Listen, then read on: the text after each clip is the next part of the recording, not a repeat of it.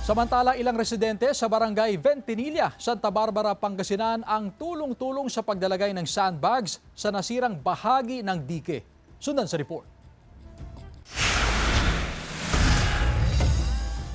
Nagbayanihan ang mga residente sa pagtatambak ng sandbag sa nasirang bahagi ng dike sa barangay Ventinilla, Santa Barbara, Pangasinan. Layo nitong maibsan ang epekto ng posibleng pag-apaw ng tubig mula sa Sinukalan River. Matigil yung agos ng tubig para mga kabahayan dito hindi itangin ng agos.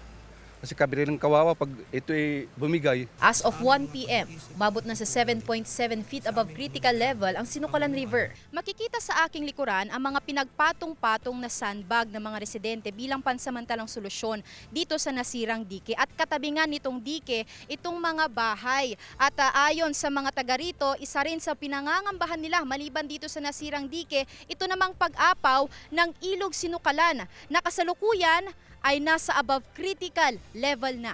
Isa sa mga nakatira malapit sa dike, si Jerry. Nangangamba pa rin daw siya kahit na naglagay na ng mga sandbag sa nasirang dike. Hindi po kami kampante sa sandbag kasi sabi ko nga po ma'am, temporary lang po yan.